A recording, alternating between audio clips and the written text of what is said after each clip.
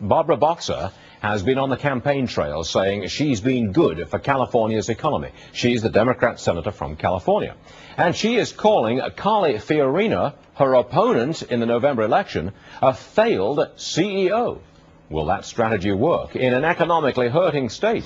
Let's ask Jim Moore. Now, Jim was the Assistant Secretary of Commerce under President Reagan. He's now an economic advisor to Carly Fiorina. How do you rebut that attack? Carly Fiorina is a failed CEO. What are you saying? You know, that's rather extraordinary, particularly coming from Senator Barbara Boxer. The fact is that Carly Fiorina has headed up one of the largest corporations in the world, knows exactly what it's like to be able to create jobs, and to be able to have Barbara Boxer saying all of this is quite an irony, given all the problems that California has been having. One of the things that's going to happen today, a little later on in the day, and that is there's going to be an unveiling of the Business Coalition 100.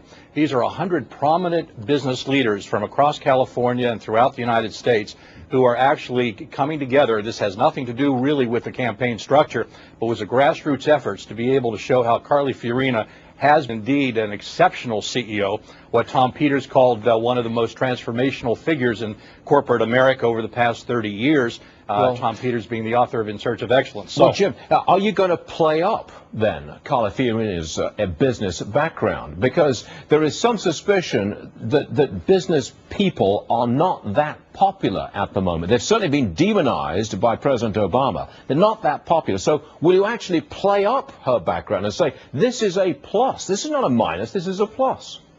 Absolutely. The nice thing about all this is the fact that these individuals are coming together to be able to promote the fact that Carly knows the good, the bad, and the ugly, not only of big business, of big government, but also big business.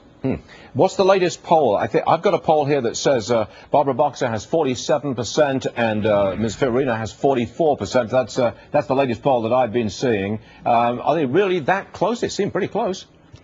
That is the latest field poll, which is a very well-respected poll that came out this week.